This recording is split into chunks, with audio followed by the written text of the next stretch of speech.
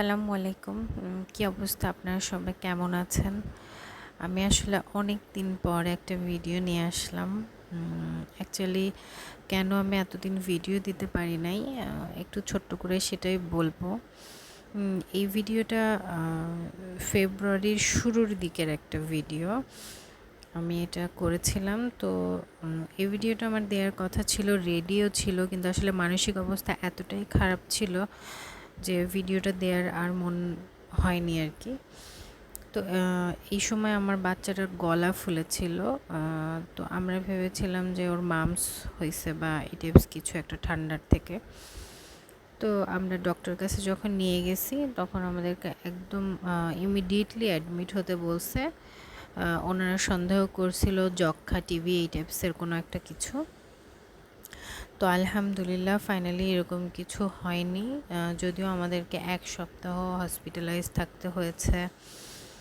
এবং বাচ্চাদের হসপিটালে থাকা কত যে কষ্ট, আসলে এটা যারা কখনো হসপিটালে অ্যাডমিট হন নাই তারা আসলে এটা ফিল করতে পারবেন না। তা আমার লাইফের একটা খুবই ব্যাড এক্সপিরিয়েন্স ছিল এবং আমার বাচ্চার জন্য এটা খুবই কঠিন একটা সময় ছিল। আমি জানি না, হয়তো এরকম আল্লাহ যেন এরকম দিন না দেয়, বা এইরকম দিন যদি আবার আসে কখনো, আল্লাহ না করুক। প্রথম তো এতটা কষ্ট পেয়েছি, হয়তো বা এখন হয়তো একটু হলেও বিষয়টার সাথে একটু অ্যাডাপ্ট করতে পেরেছি। এই যে আমার বাচ্চাটা এখানে আর কি, ওর গলা ফোলার কারণে ওকে আমি এভাবে প্যাচে রাখছিলাম, তখনও আমি জানতাম না আসলে ওর কি হয়েছে। তো পরে জানা যায় ওইটা একটা ইনফেকশন থেকে আর কি হয়েছে, ওটা গ্ল্যান্ড থেকে ইনফেকশন। তো এরকমই ডক্টর বলেছিল। তো যাই হোক, এটা আমাদের জন্য আসলে খুবই একটা পেইনফুল ডে ছিল।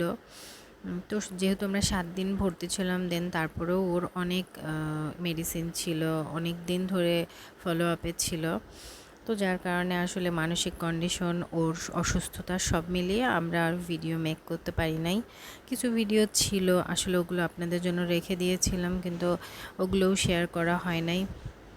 তো মনে হলো যে এই ভিডিওটা দিয়েই শুরু করি। এটা একদমই ওর হসপিটালে অ্যাডমিট হওয়ার আগের দিন। তো থ্যাংকস ফর ওয়াচিং।